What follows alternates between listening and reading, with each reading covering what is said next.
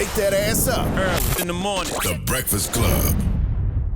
Yes, it's the world's most dangerous morning show, The Breakfast Club. Charlamagne the God, DJ Envy, Jess Hilarious. Envy's not here today, but Loren, LoRosa is in, and we have some very special guests, man. We have Arce, and Arce, you got to do your last name. It's Ravichandran. Ravichandran. Ravichandran, and a man who shouldn't need any introduction, Jeffrey Katzenberg. Hey. You, How are y'all today, man? Great for being here with you. Man, you know, Jeffrey, you're one of those people that I never thought about talking to, even though I've, watched from afar. And, and admired what you've built. And, you helped usher in what some people call the Disney Renaissance, right? Little Mermaid, Beauty and the Beast, Lion King, Aladdin, all of that type of good stuff. So we're going to get into all of that. But you're here today to talk about Aura. Yeah. What is Aura? Well, Aura is something that Arce has created and built, which is how do you make all of us safe online? Now, we all see every day now the amount of crime that is being committed, whether it's phishing or scamming or robocalls or, anything to get into your financial, your bank account, your identity. These things, we have all become incredibly vulnerable. And the amount of crime against all of us today has just gone through the roof.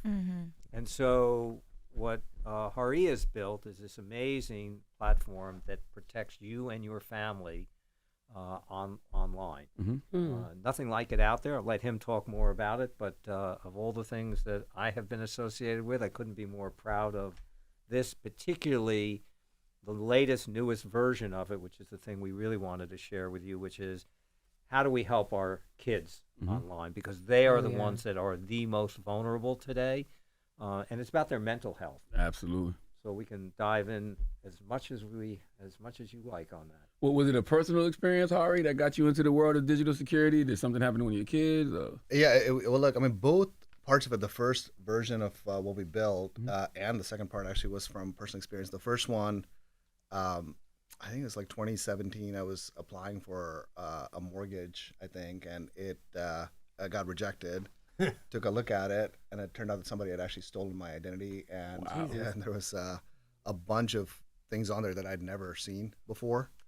And so I spent about a couple of weeks trying to figure out what was going on, and I couldn't figure it out. And so at that point we said, well, this ought to be a lot easier because it feels like there's so much technology out there. So how do we take all these things that could make us unsafe and build a product that's easy for families to use? So that's what started the first version, and we've had really good success with that the last kind of 3-4 years. And then I'd say about 2 years ago, I have 4 kids, and my oldest, I have 2 teenage girls. One of them was going through a really hard time, so we couldn't, initially we didn't realize how tough a time she was having. So, she'd say, well, I don't feel great. And we would say, okay, well, you're just over busy with all the school activities, et cetera. And then summer came along, and we thought she'd feel a lot better because it was, no real activities, but she went the other way. Really went sort of downhill and to like a scary point. So we had to get her some clinical help. And so until that point, we never looked at her phone or like any of her devices because we were very, very sort of privacy sensitive. And I remember we dropped her off, this is about 2 years ago, came back home. They wouldn't let her keep telephones inside this facility. So that's the first time I actually looked at her phone. And when I did, I was stunned. I just, I was like, wow, like there's so much going on with this kid that we had no idea. So you guys have teenagers. Yes. Yeah. Yes, we do. You do, and I know that. And those, when you were growing up, your parents would be sitting across from you at a dinner table, and they actually knew where you were, who you were with, and what you were doing. And with that, they were able to shepherd you. Today, your kids, your teenagers are sitting across the table from you on this device, and you cannot answer those questions. And, the analogy I like to make about this, because it just feels like an easy one to relate to, which is that when your kids are they're of age to be able to drive, what do? You get a learner's permit. Take them out to a Walmart parking lot where they can't do any damage. Right. And you start to teach them. Right. And they then get a permit that allows them to drive only with an adult, only during the day. And over the course of a 2-year, 3-year period of time, they get to a place where they're safe. And so the online world is 100x more dangerous, believe it or not, than driving in a car. And I want to just share with you some statistics, which is to give you how challenging and how problematic this is. So before Hurry released this brand new product, it's only about 6 or 8 weeks that it's been out. It had 2,500 teenagers, 13 to 18 years old, on a beta version of this. So here are the statistics about these 2,500 teenagers. 46% of them are depressed, 35% with social withdrawal, 22% are up at night on scrolling when you think they're sleeping, 30% with low self-esteem, 22% with self-harm, suicidal thoughts, and 52% have eating issues. So again, I ask you as parents with teenagers, what do you know today? What insight do you actually have?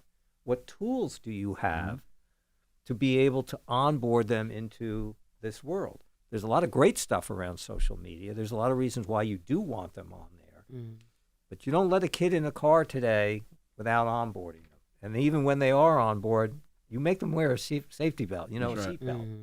And that's what I'm so proud of Hari and what he and his team have built here are tools for you as a parent without spying on your kids, but being able to observe and therefore coach them as they get older out into this world. Why is it? Oh, go ahead. I actually definitely resonate with you when you said somebody had bought a mortgage in your name. Yeah. That happened to me before, years ago, right? Yeah. Before I bought my house, like before I actually bought my first house, I realized that, identity theft was committed, know, and people, I had a car in my name. I had never driven a car, mortgages and everything. And then what you just said, my son, I realized I didn't know too much about who he was during the pandemic, right? Because we had to be inside with our children. Yeah. And going through his phone and things similar to what you just attested to about your daughter. Like I literally was like, wow, I don't know what this kid likes. Yep. Because I'm just assuming he likes what I like, or I'm not really in his phone. Not even realizing that technology is like helping me raise him, and that's not how I want it to be. Yep. What exactly does Aura do? Like what type of great question. Does it He'll have? tell you. Yeah, look, I mean, I think you hit on something that I really didn't have a sense of until we went through this experience. I mean, I think we think the truth is in real life, like in physical world, but for a lot of these kids, they're on their devices 8 hours a day. So the truth's actually on the phone. Like, and I think it's a blind spot. Like, we have no idea what's actually happening there.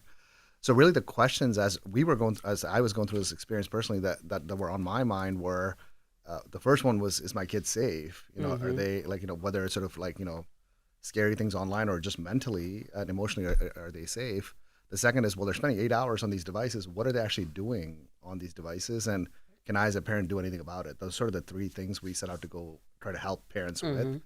But we took a very clinical approach to this because it's just sort of an area where in some ways you're sort of in the kid's head now, right? And so you want to be really thoughtful about how you actually build this product. So we went and hired a bunch of clinicians. We hired psychologists, psychiatrists. We partnered up with the Boston Children's Hospital because they had a lot of awareness around this.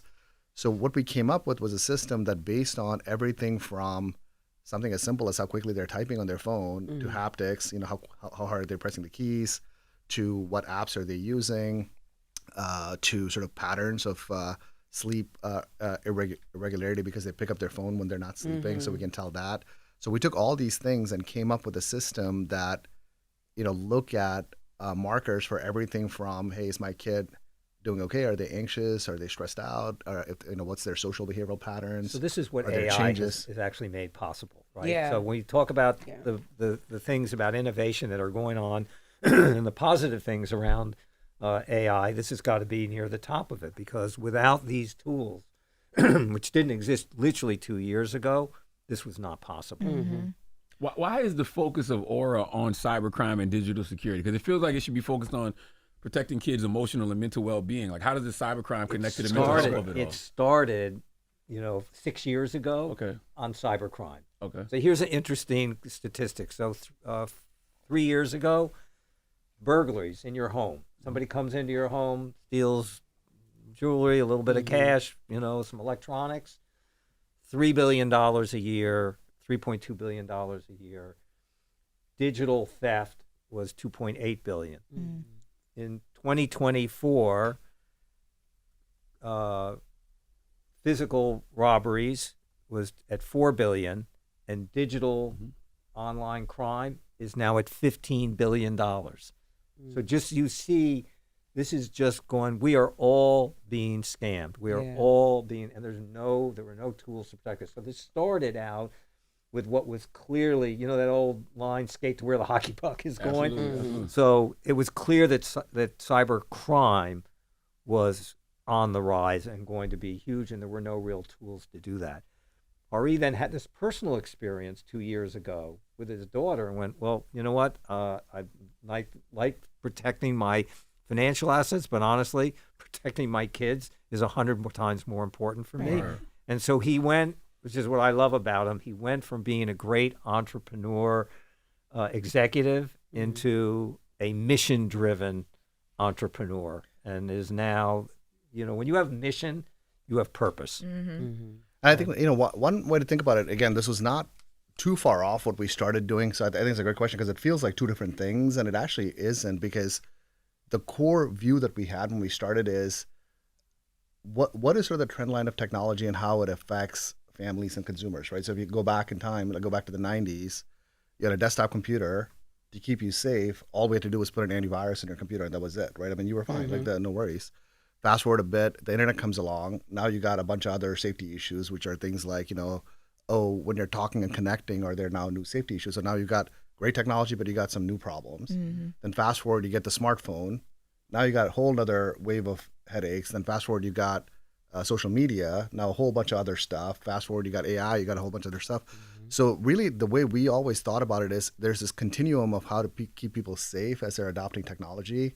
It just turns out the moment in time that we're at now happened to intersect with a lot of my personal stuff as well, which is as kids are using devices a lot more, they're using social media a lot more. Part of the negative that's coming from that is device addiction. They're hooked on these things. They're scrolling all day long, and that then affects mental health. That then affects their sort of behavioral changes. So it turns out it's all in the continuum. And one thing I'll say, if I go to a lot of families and say, look, I have a product that will help you track the mental health of your kids, most people say, no way, like I don't want that. Like I know my kids, I understand them. I don't really want to sort of put something on their thing. But if they thought about it from a safety standpoint and they say, look, from a security and safety standpoint, understanding what they're doing on the device and the impact of that feels less intrusive to a lot of families. And then from that, if they get a lot of insight, we're seeing a lot more adoption that way. So it actually kind of a little bit side door, but it's part of that continuum of what we set out to go do. I was going to ask, once I'm using the product and I see that my kid may have some issues because I'm tracking their movements along social, or I'm upset about things that they're doing, what are the next step resources that y'all provide to help me figure out, because I'm a first timer, right? Yep. How do I figure out, okay, my daughter's doing this and she's saying this and I don't like it, doesn't feel good. How do I talk to her? What help do I get for her? That's a great question. So that was sort of that third bucket I said, which was, is my kid safe? What are they doing online? What can I do about it? So for that part of it, we're starting to integrate a lot more content, like things from behavioral therapy, like CBT, DBT, experts externally. Our own psychologists on staff also will create content saying, hey, are you experiencing this issue? Here are some things you can do about it. We've also set up a community that's free. It's called Digital Parenthood. So there you can actually just go online. There's a lot of tools, resources. There's a full, robust community there where you can ask questions. And our clinicians will come out and answer the questions. And the AI will actually answer questions. You can, if it has an observation, literally. And that's rolling out. That's. Wow. Now, I'll give you one fun thing here, which is that all three of you are actually in good physical health. So my guess is you actually exercise. Absolutely. Yes. You are conscious about your healthiness, mental and physical. Right? Well, I'm going to say physical, you're doing a tremendous job. What do you really know about your mental health? And the answer is not much. And here's the thing. You all are on your devices all day long. Wouldn't you want somebody to be able to put a mirror in front of you and give you an observation about the life, work-life balance you have right now Yes. today? What's your relationship with your device here in this? How healthy is that? So he's got a new version of this coming later this year that is actually for adults, for all of us, which is Probably the one. It's so funny. I remember years ago being in therapy, complaining to my therapist about, just social media. And she looked at me and she goes, can't you just put your phone down? Right. Yeah. She's you like, feel I'm paying like you you $150 an hour for this? Yeah. She was right. Right. You feel like you can't though. Yeah. See, I think But what don't Especially you your want to line know of work. how it is impacting you, how it is affecting you? Wouldn't that help you in your Absolutely. decision making? Yeah, for Absolutely. sure. And you know what? I already can see how it is affecting me. I'll be on the phone, right? And time will pass. I'll look up and I would have been on there You're for immersed. 3 hours, 2 hours. But just That's 2 hours out it'll of go my one day. step better than that. It'll actually tell you when you're on, Instagram versus TikTok apps versus Screen time. how is it affecting you emotionally? How is it making you? Are you feeling exhilarated? Or is it making you happy? Exhausted. Is it Yeah. exhausting you? Yeah. Is it making you Anxiety. angry? Is it- Influence. there you go. Influence. Anxious happens a lot too. So it would just be good to have a reflection For sure. as an aid to judgment. If 'Cause I think- information is power. I think look, I mean, to change behavior, like you need some motivation, right? So like I'll tell you something simple, which is like for my daughter, we were noticing that if she was on Instagram 30 minutes before bed, sleep was interrupted. Now that's a bit of good insight. And when we know that when her sleep's interrupted, the next day she's in a bad mood, right? So now we say, okay, well, we just need to do one small bit change, which is, hey, 30 minutes before bed, no Instagram, Yeah. right? So if you can do that for yourself, it becomes these small things you're changing, but they're very like laser shot. It's not like, just Give put up- your phone give down, up your give up phone. social You're not media gonna give up altogether, your right? Which is phone. hard to do. And you know? that was my initial reaction to my son. I'm like, no, I just need to take the phone. But now we live in a world where our kids have to be able to all their communicate friends with are us, on it, and right? yeah, Yeah, and my son is 13, and he's out in the world. He does swimming, he does football, he does all these other things where I'm not with him 24/7. So yep. he needs that device to be able to communicate with me. However, it's the internet. And by the way, as he gets older, he should have more and more freedom and less observation, right? So what he needs as a 13-year-old is not what he needs as a 16-year-old. And so that's the beauty of this product is that the relationship you have with you and your son, that you would have with you and your daughter, that you would have, it's bespoke, like it's specific to each parent and each child. And then when the adult version comes out, you can either share that with a spouse or a mate or whatever, or not, or have it just private for yourself in it. And so I just think in our society today, and where social media has become so prevalent and so much about every one of our daily lives, in this, we need some tools to just make us safer and to make us healthier. And I that's agree. what this is. How does Aura's AI detect those early signs of mental health struggles, like the anxiety, like the sleep disruption, the emotional distress, without invading a child's privacy? yeah, it's a great question. So we thought about this a lot, right? Because again, the one thing I realized early on was, as a parent, I'm sure this is going to be the same for you folks too. If you are worried about safety of your child versus any other factor, privacy, whatever it is, safety always wins, right? It's a very clarifying thing. But then, there's a lot of families that want to just help their kids have a better relationship with technology. So they're not thinking about it as a safety thing, but hey, how do you prevent negative things? And I want to make sure the kid has agency to learn, et cetera. So a few decisions we made. One is we'll never share any raw content from the kid's device to the parents, only insights. So we'll run it through the machinery. It'll come back with something. You can never read their text. You can never read their emails in this. You actually can't I see. want to, though. Yeah. No, so you don't. You actually don't. I'm not even a parent. I have my niece though that Yeah. I'm really close with, and she doesn't have a phone right now, but I be wanting to know what's going on her phone. I be wanting to read that stuff, but I remember being her age and feeling like you're invading my privacy. But it's like, how do you? see, Because like balance that. that's what observation does. So what the AI can do is it can tell you without going deep actually into what is the actual texting or email or whatever that's going on. What are the emotions? What are the feelings? What are the problems? And in particular, what you really want to know about is safety. Are they doing something that's dangerous? And that's the key thing. They don't have to. You don't need to read their text if they're actually in a conversation with and they're being bullied. You want to know they're being bullied, right? And the circumstances around it, but you don't actually need to see the raw. Yeah, look, man, I think the way to think about it is like we're a little bit of a guidepost, right? So we'll say, look, this is what's going on. Now you can get your kid's phone and go take a look at it. I mean, you're paying for it. I mean, so most parents are like, okay, if I want to look at it, I'm going to go look at it. But the way we think about it is, what we find actually with a lot of families is, especially when I say 13 to 17-year-old kids, when the kids go to bed, they'll go get their phone and they're going to scroll through it. Now it's like a needle in a haystack. You have no idea what anything is. And so it's a real inconvenience. So the way we look at it is, hey, like we'll give you insights. If you want to go deep, you can do that with your kid. It's, I mean, you're, most likely you're paying for the phone. And so you can go look at it and kind of work it out. But you don't want that to be like a back of mind thing all the time saying, hey, I forgot to do that too. Let me go do that. Right. So we're continuously watching. We're giving you the cues. And a lot of parents do that. Like I do that with my kids. I see something scary. I'm like, oh, I'm going to go take a look at it and see what's going on. But I don't worry about it on a day-to-day basis because I know something's kind of looking out and kind of doing the intelligence for me. So how does Aura encourage a healthy conversation between parents and children instead of creating like a surveillance? Yeah, exactly. So I mean, look, we're very thoughtful about that because again, like, like I'll give you an example, right? So one thing I noticed with my kid is when I look at sentiment and things like Discord, which she uses quite a bit, it's like half red, half green, right? So it's really very sort of positive and negative. And that compares pretty well with most other kids, because we look at the peer comparison. And then when we look at like Instagram, it's always green. So I'm like, wait, like, so this is interesting because she is only saying positive things when she's on Instagram. So now that I know that night at dinner, we're like, look, like you can be yourself. Like you don't need to feel this pressure to be completely positive all the time and only say positive things on social media. So you get, so now the models will do things like that where they're like, hey, we're noticing that your kid is staying up at night and is on Google Classroom. I get it. They're clearly stressed out about a test.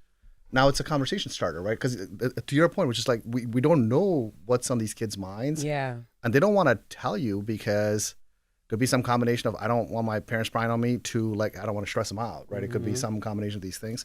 So this just becomes a tool for you to start those. But knowledge is power, and just giving you just the insight itself of knowing they are anxious. I get it. What are they anxious? What is the topic in it? Just allows you to, do what we do as parents, which is guide our kids into adulthood. So basically, behavioral patterns, digital habits, or flags those as potential red flags. Like red flags, or even micromanage positive, it. by the way. Like there's a lot of positive things. So like for example, if kids change behavior where they now don't picking up their phone at night. We see that with a lot of our families that are using the product, which is, hey, like we notice that our kids are picking up phone. I'm going to make them put their phone outside their room. Yeah. So now you have a positive thing that happens. And so really the ultimate goal is for them to build a good relationship with the devices that are not going to go away. They're here to stay. And we just don't know how to help our kids navigate this digital life without the right amount of information. So it's not even like a prevent negative things. It's also how do you build a positive experience for kids as well. So what's the next step? Because once you know the person's smoking crack, right? Yeah. Then my you God.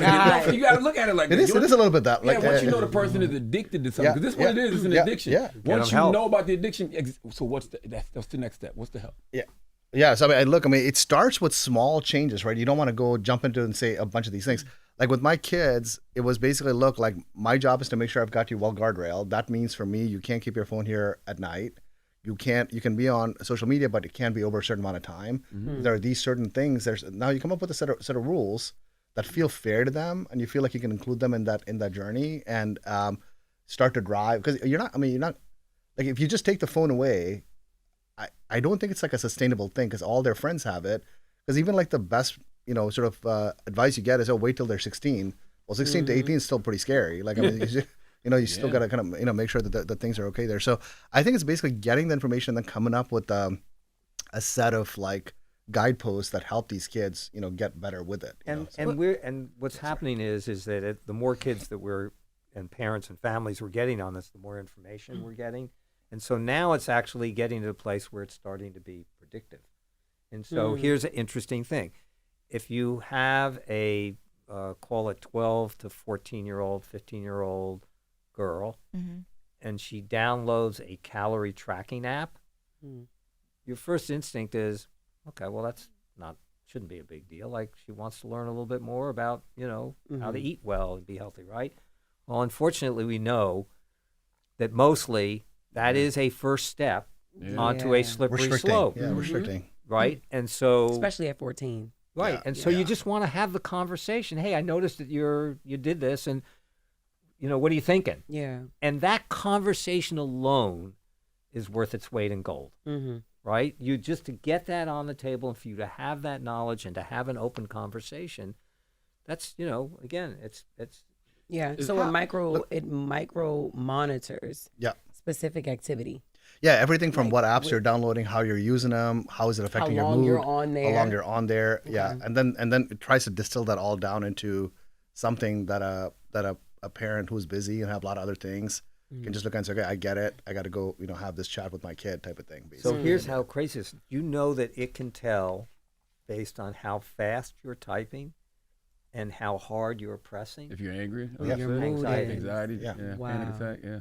So literally, it's getting that micro in terms of Yeah. insight and the ability to help us. Can Aura's tools help parents, differentiate between normal adolescent behavior and warning signs? that may require I mean, so professional it's a support? great question. So for each kid, it's different, right? So there's a baseline. So it's sort of like, like my Aura ring, for example, like when you get it for the first 10 days, it says, look, I'm observing what your baseline is, and then I'm going to tell you interesting things about your physical health sort of on the back end of that. So it's very similar. It's going to look at it for about 14 days, figures out what the baseline is. And what the models do is look for anomalies. And many things actually turn out to be anomalies. Like if your kid is getting, unless your kid is like getting bullied like every day, which, I suspect that most parents would know if that's happening, you'll see this pattern of like regular behavior. And then when there's bullying, there's a bunch of things that are changing. So it's looking at the baseline both against the population and against your own kid. And so that's how it sort of determines, hey, baseline for this kid is, maybe they're a little happier than other kids usually, right? And so now it's taking a dip. Baseline for this kid is maybe they're a little bit more muted. They're not as, they're not as abusive or sort of, positive, because everybody's got whatever their natural state is. So it's comparing against whatever your natural state is versus everybody Fit you else. into a box. How does it know your natural state, though? So when it's watching you for 14 days, it's looking at your baseline. 14 days of watching you 24 hours a day, we know it. But it It's also like measures it compares it to everybody else that's your age, that's also in the population set. So it has like buckets, so it creates clusters, right? It basically creates these clusters that says, hey, like, you could be a kid, like let's think about it as a spectrum of like very positive to very negative, right? And there's kids on all ends of the spectrum. There'll be clusters of kids that fit each one of the different points of the spectrum. And so it says, okay, you belong in this cluster and you are inherently a somewhat negative kid, right? Or you're the way you go is negative. But in that population set, here's what an anomaly looks like.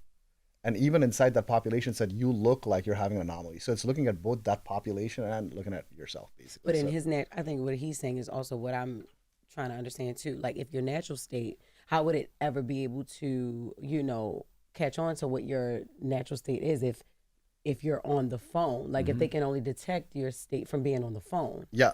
If you're not on the phone, I guess it records that as well. Like So it knows, right? And there's sort of geo-tracking as well. So if you're moving around, it knows that information as well. That goes into the models also, right? But I think the core of it is, you get the most information about when you're on the device, and the most part of the information you get, there's a baseline for yourself, and you fit into a bucket, right? So it's sort of like across the tens of thousands of users we have, fits in a bucket, and that bucket could be always positive bucket, skews baseline towards a little bit negative type of bucket. And so when we're comparing your anomaly, we're looking at two things. One is in your population, in the people that fit with you. So in life, you have people that are more optimists, you have people that are more pessimists. Then you can be more pessimist and not be unhealthy. Is the Correct. point that he's That's making, correct. Yes. right? Yeah. got it. So if you are a more pessimistic person and you fall into that domain of that group of people in it, Yeah. then within that group, is your behavior normal? Is it healthy? Is it okay? And then for yourself. And then for your, so It's so interesting Yeah. because people are so performative nowadays, and especially when they get on social media. I'm like, do we ever know humans in true natural Yeah. state? See, that's a great question. Because again, if you look, this is actually part of great thing about sort of the data set and the models, right? If you look at anything singularly, right, it's very difficult to make like I'll give you a perfect example. This is a problem that people were struggling with for a long time. So let's say you're trying to use sleep as a predictor of depression, right? And so then you study, and people have done these studies, like you study for many months, many years. It comes back with data. It says, okay, well, here's a population of people that are sleeping a lot. Here's a population of people that don't sleep, right? But it turns out they're both depressed, right? I mean, so now that's hard. It's a hard problem now because you don't know what is predicting what, right? But now if you're saying, okay, here's a bunch of people that are not sleeping, but they used to be online a lot. Now they're not online. They used to, physically be out and about a certain amount. Now they're not. They used to engage with content, but now they're just doom scrolling. Now you got like 4 things. You're like, oh, okay, well that's interesting. Now you can take that to say, okay, is this person, depressed or not? It becomes a lot easier to predict when you're looking at so many of these factors versus one singular thing, which is very hard. Like if all you're looking at is social media, you'd assume the entire world is just like super happy all the time.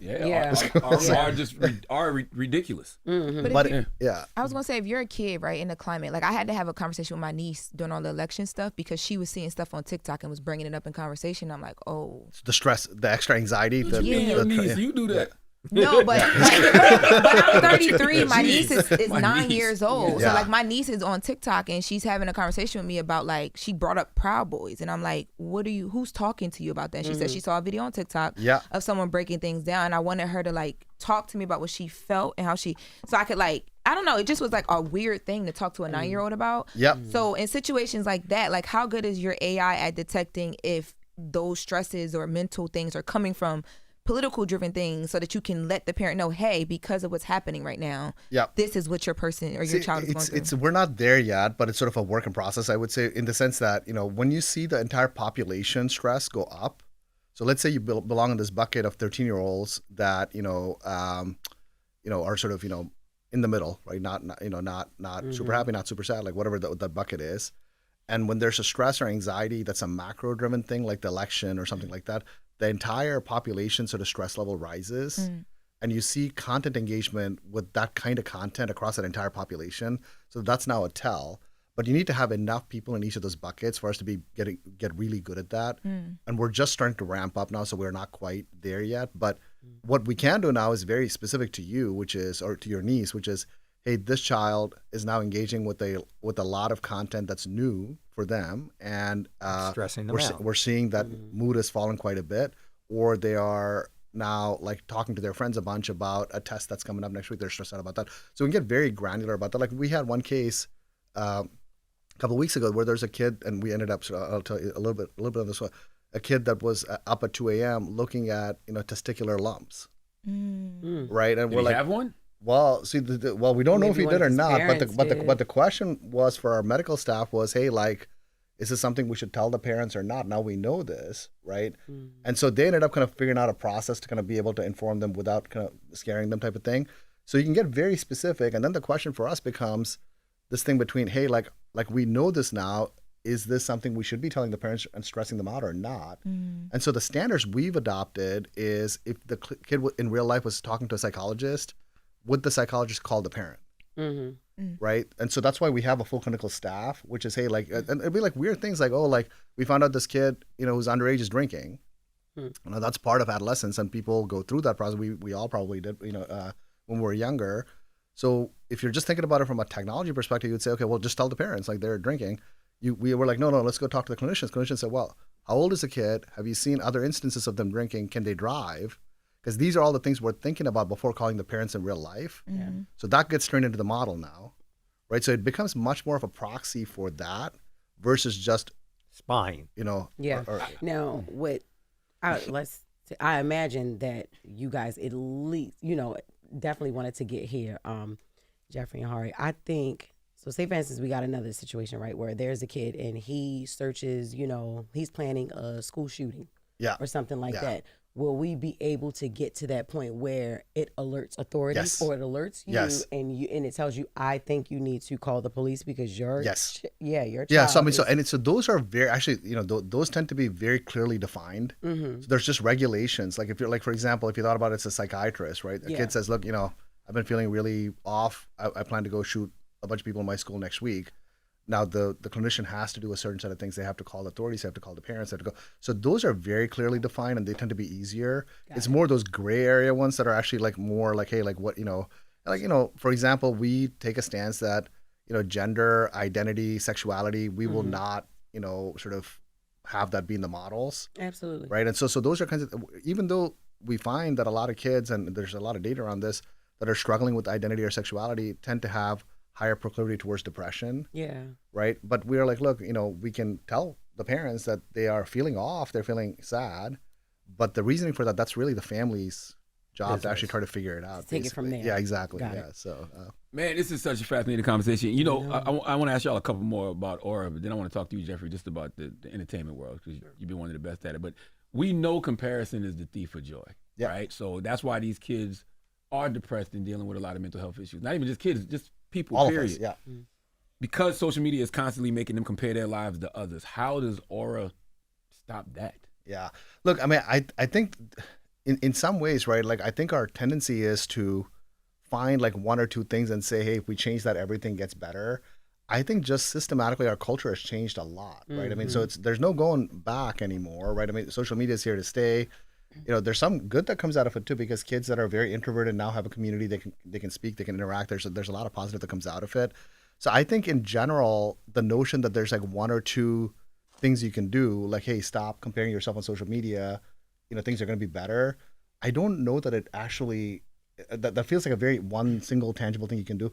To me, as a parent, it feels like it's a day by day thing. Like every day, the more you can know about your kid, the more you can do like a small course correction and keep at it for years at a time, then it gets a whole lot better. Because again, it's okay to compare. We do it. I mean, we do it in real life.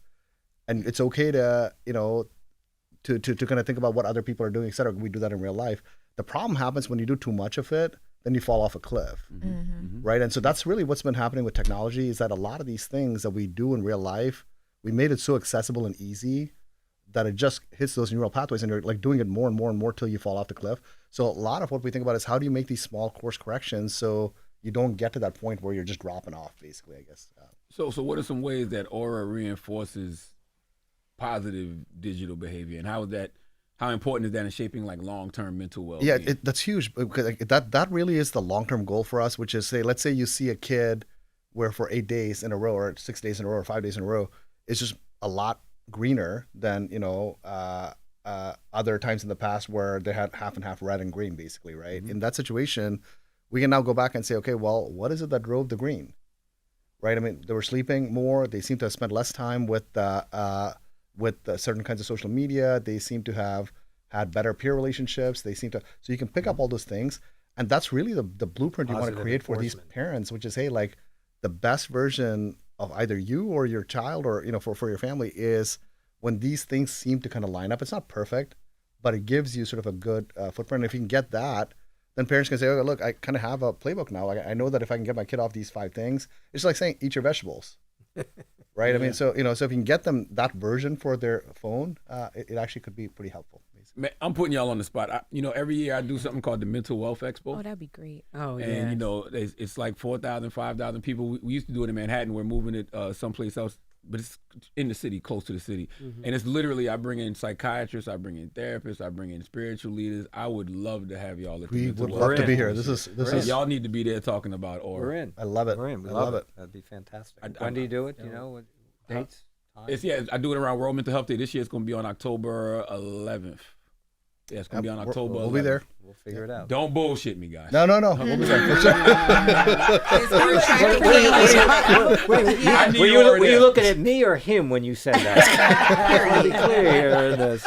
Jeffrey's there. He loves his missions. So. Jeffrey, man, you were a super big dog at Disney. Like I said earlier, you ushered in what they call the Disney Renaissance. Like, what was the boldest decision you made during that era that could have gone either way? Well, I think the boldest decision, which was a decision that, really Michael Eisner and who was the CEO of the whole company at the time, made was that animation had been the heart and soul of the Walt Disney Company, even though it had declined to a point in 1984 which is if you sort of look at the peak and the valley of Disney animation, that was the floor. It was really pretty grim. And Michael was the one that just said, we cannot thrive as a company if we don't reinvigorate animation. My first day at work, I went in and sat with him, and I had my list of the things to do, and we went through it, and he went, great, those are all good priorities, and movies and Touchstone and all these different things, television. And I was at 1 foot out the door, and he said, Jeffrey, one last thing before you leave. I said, what's that? And he said, come over here, I want to show you something. And he was in this corner at Walt Disney's old office. And he said, look out there. He says, you see that building across the way there on the Disney lot? I said, yeah. And he says, do you know what they do there? And I went, no, I have no idea. He said, well, that's where they make the animated movies. And I said, oh, that's nice. He said, yes, and it's now your problem. And that was my introduction to animation. Now, the beauty of it is that Walt Disney had this amazing archive of all of his work and his work product, of how he made each and every, going back to Snow White, all of the processes and all of his thinking and insights about it. And so I learned of these archives, and with a group of people that were there at the studio, really sort of educated me to the Disney way.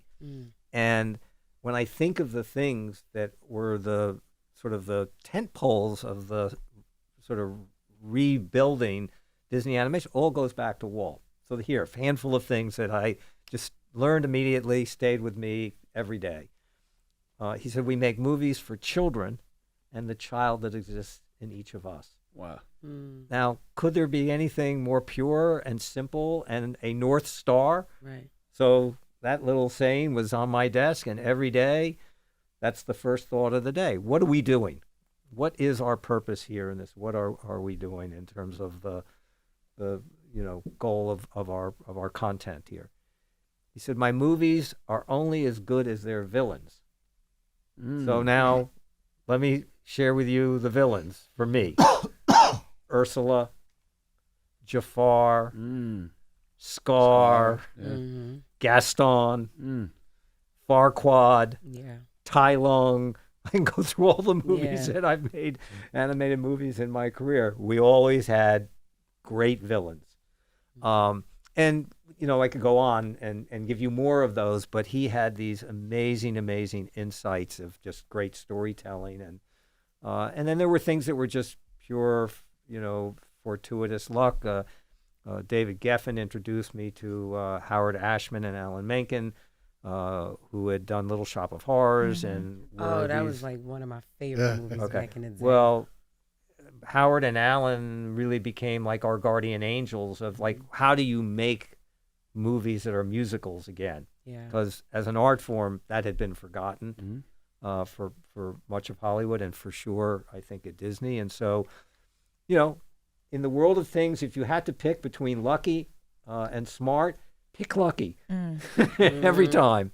So a lot of this is just lucky things that happen along the way. I always felt like there was a deeper intention in Disney movies. Like when you watch a movie like The Lion King, I always felt like, that was telling, actually, to me, the plight of a black person in America, being taken from a land they know, being brought to a land they don't know, not knowing the language, not knowing what to eat, being taught by Timon and Pumbaa, who could have been looked at as inferior to him. Like, was that real? Well, there really were two stories at work there. One was Shakespeare.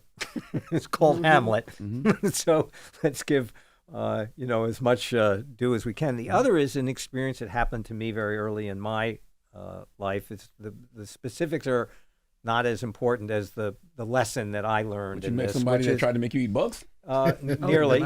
But what I learned is that you cannot run from the truth in life. Like, the truth will find you ultimately, no matter how far you run.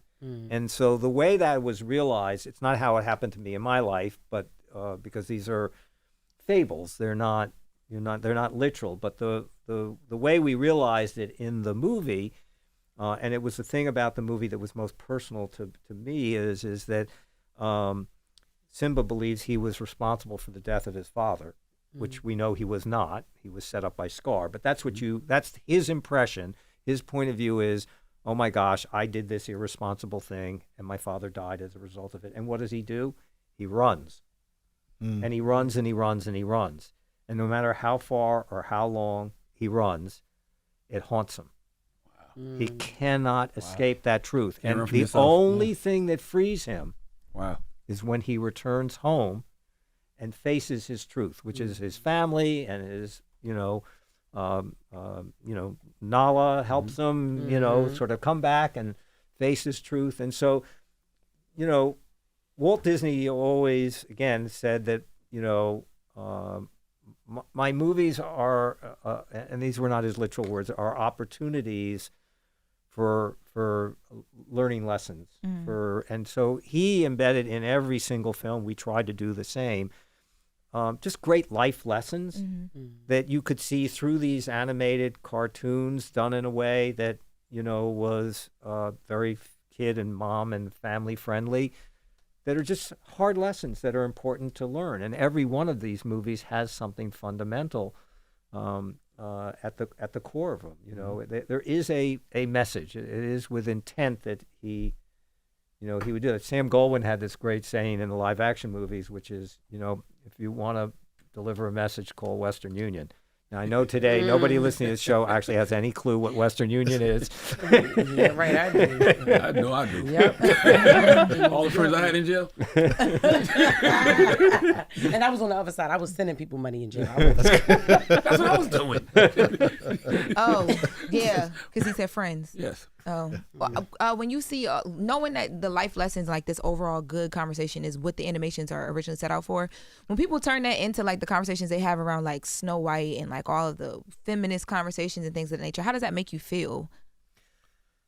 These things are, they endure generation after generation, but our culture and our society changes. And so things that seemed maybe okay then are less okay today. It cannot be all things to all people for all times. Yeah. And, maybe the best example of the wrong version of that is Song of the South, right? Which was a movie that had a perspective around it, and our world and our culture and our society moved on from it. And so, the Disney people just realized, what, we should sunset that because it doesn't connect to audiences today. But, I think these things are made to be generational and to be able to stand the test of time. It's why they are fables and why they're told, I think through these sort of almost magical settings and places. So I think that most of them stand up. I read an article that talked about at one point you didn't believe in like Little Mermaid in the beginning. Is that true? No. What happened is that one of the first times we previewed Little Mermaid, the audience, the kids, so remember our audience is mom and the kids. And so we had an early screening of the movie, and when Kiss the Girl came on, half the audience got up and went for popcorn. And so my first inclination is, well, maybe that song just doesn't work here, and we should consider not having it in the movie. And that I am guilty of. Fortunately, Howard Ashman, who was much more talented and smarter than me, said, no, that's the problem isn't Kiss the Girl. The problem is what we get to in advance of Kiss the Girl. It doesn't have enough importance and stuff to keep the audience engaged in it. It seemed like an interlude as opposed to the story progressing. So lots of those things along the way. But you asked one other question here, which is that I would say the other most challenging transformative moment for me, and it really came, it began while I was at Disney, but it really happened post-Disney, was the introduction of CGI, computer animation. And so, for 50 years, these animated movies were all made, including Lion King, by hand. Then Toy Story comes along in my jam. That's my Yeah. jam. Yeah. And it changed the world, right? And within a handful of years, the traditional animated movies literally disappeared, and CG animation took off, and to this day is still probably one of the most successful, important parts of movies and movie going. That's where all the success has been. I remember busting in my room to see if my toys was going to move. Yes. You helped bring billions to Disney, right? Like, how did it feel to walk away with what you believed you were owed and what you felt was earned? Well, it was, it's that old line: anything that doesn't kill you makes you stronger. Mm-hmm. To be fired in any world, in any job, in any of us, in any walk of life, is humiliating. Mm-hmm. And I was fired at a moment in time in which I was actually having the greatest success I had had in my career, and maybe one of the pinnacles, certainly in my generation, which is everything. Lion King was the #1 movie, and Beauty and the Beast was #1 on Broadway, and Home Improvement was the #1 TV show, and Tool Time was the #1 book. And like I could go on and on of all the things, the success that the company was having, and I got fired. And I wasn't. It wasn't just a quiet firing. It was a very public, public, very loud. And so I was fortunate in that I was surrounded in this case by two extraordinary sort of big brothers, which is David Geffen and Steven Spielberg. Mm-hmm. And 8 days after I was fired, we announced that we were starting DreamWorks. Nice. So I had 8 really bad days. That's right. That's cool.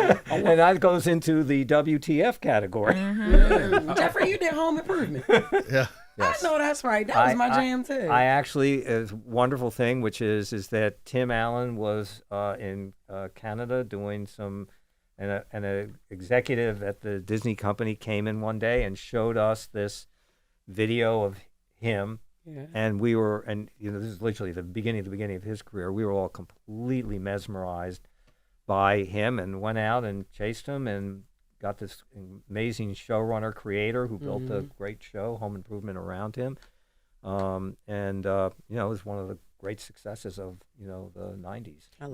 Tim Allen could have been a rapper. He went from trafficking cocaine to being one of the greatest sitcom stars ever. And then I put him in Toy Story. Yeah. Yes. Right? So remember, he's he and Tom Hanks. Mm-hmm. Do you think the conflict with Disney and Michael Eisner, I guess Michael Eisner, was that more about ego, power, or principle? All of the above. Wow. And it's just, the only thing I can say is that, because enough years have gone by, it sort of is like, well, who cares? I have a philosophy which is never let your memories be greater than your dreams. So I'm much more excited to be here today talking about Aura than reminiscing about the past in this. And that's a blessing, by the way. So there's not a day I wake up and I think about the day I got fired. If you hadn't asked me that, I probably haven't thought about it in a couple of years. That's because you founded another classic company called DreamWorks. I know, but then sold that 9 years ago, and now I'm off doing Aura here with Hari. And so, but in terms of that, I've been married 50 years, which in Hollywood is like, that is that's a real unicorn, right? There's a 1 in a billion. That's probably why you have so much success. Well, I don't know. Well, certainly I give her all the credit in the world. But anyway, I think, I imagine, because I have enough friends that have gone through divorces. There are good divorces, there are bad divorces. There are good divorces in which people grow to a point and then they realize, they have each become different people. Yeah. They may still love one another and all of that, but they're not really compatible for whatever that next chapter is in their life. And then they're just flat out War of the Roses, you want to kill each other divorces. And I had one of those. But we had 18 years together, 19 years together, Eisner and I. We were together at Paramount and had unbelievable success there. And we actually had 10 years of brilliant success at Disney. And then, a whole nother story of why. I mean, I think can be reflective, and I understand what the circumstances were and how it happened and why it happened. I don't really care, but I do understand it. And so that's it. I just think we outgrew our ability to be complementary and compatible, because for many of those years, we were an incredible partnership. Would you have handled that exit any differently, or was it exactly what needed to happen to launch DreamWorks? Yeah, 100%. I'd handle it differently. Really? Yeah. Well, because I'm a fighter. Yeah. And so I fought. Yeah. But and it just, all of the negativity of it and years and spending 4 years in court suing Disney to pay me what they owed me, it was all just enervating. And as I said, what I was doing with Stephen and David, was 10x more exciting and frankly, ultimately financially rewarding for me. So even getting paid hundreds of millions of dollars, which I was by Disney, pales in comparison to what I was able to, achieve with DreamWorks. I know you had achieved a lot by that point when you got awarded the money that you made, but was there ever any thoughts going through that lawsuit of like what might not happen for you because it was so public and the lawsuit that happened against a company you were formerly working with? No, because again, I just, I was so lucky, Loren, in that I was already so excited and having such success with what we were doing at DreamWorks that it didn't matter. It was, honestly, I know this always sounds hard. It was principle to me. They had a piece of paper. There was a contract. They said, this is what you get. And it literally, that old thing, they talk about smoking gun. Yes. I had a letter, and it was a smoking gun. And fortunately, had the resources to be able to do what is, it's very hard. The judicial system in America just does not, it's not equal justice. If you have money and you can hire great attorneys, you can actually have better justice than if you can't. And corporations have those resources. Individuals rarely do. And so I was just, stubborn about it to a point of just saying, I'm not going to just let this go, even though what's happening for me today is better. It's the principle of this in it. They made a deal. They shook hands. They signed a piece of paper. It was in black and white and irrefutable, which is why in the end they paid me hundreds and hundreds of millions of dollars. They owed it. And, honestly, fortunately for me in my life, that's all going to end up going to charity and philanthropy and giving away and all of that. And, I'm proud of that. Oh, that's one of the things you're going to do, the charity when you pass away, Always. all of it? Yeah, you bet. Well, look, this is my last question right here. Okay, so I got some movies to pitch to you, just in case you ever want to, you know what I mean? You might want to dust off that hat and be like, you know what? Are you trying out for Fiona here in Shrek 5? I just want to get this on the table here. Charlamagne, I think I'm being pitched. That's right. That's right. Because I'm trying to, I got some good ideas for you. So if you ever want to dust off that hat, let us know. All right. I love it. Well, let me know. All right. Thank you. Do you think, I know y'all got to go, do you think there's a content opportunity within Aura, like educating consumers through storytelling? Well, every business is storytelling, Charlamagne. Your business is storytelling. Absolutely. Yet on every day, you're storytellers in this. And there's no company in the world. RE needs, why are we here today? We're trying to tell you our story, right? We want to tell the millions of people that are listening to you and watching you. We want to share the story. It's not an easy story. It's actually a complex story to tell because it's taken us 45 minutes to actually share the story with you, hopefully in a way in which people can appreciate and understand it. So today, 100% of my time is actually not in the content side of the business anymore. It's in tech, and it's in building these companies that I think can change the world and make the world a better place. My line is I like to do good while doing good. Perfect. And so I think Aura, I'm actually prouder of what RE is doing with Aura, that you can take all those animated movies and all the goodness and all the happiness and all the laughter that's come with those movies, you add them up. I actually think what he's doing is more valuable, more important, and will have a longer lasting impact on the world in a good way. I agree, but I think the storytelling opens up that conversation because when I think about a movie like Inside Out, or Inside Out 2, like, even though I've gone to therapy and I put my oldest daughter in therapy, my younger daughters understand that language, not just because of what they're being taught social emotional learning in school, what they saw, but because of the movies like Inside Out. Yeah, it's brilliant movies. Really, really great. Hey, man, tell them, how can they, I guess download Aura or like what is it? Yeah, just www.aura.com, AURA.com. Man, thank y'all for coming, and we will see y'all at the Mental Wealth Expo in October. Bam! Okay. Thank you. Handshake, Yes, Jeffrey. Yes. Handshake, Ari. Okay. And you're going to be making some movies. You don't got to say for that. He giving There you go. you I'll get even better. Jeffrey Katzenberg, Hari, Ravichandran. Thank y'all for coming. It's The Breakfast Club. Wake that ass up. Early in the morning. The Breakfast Club.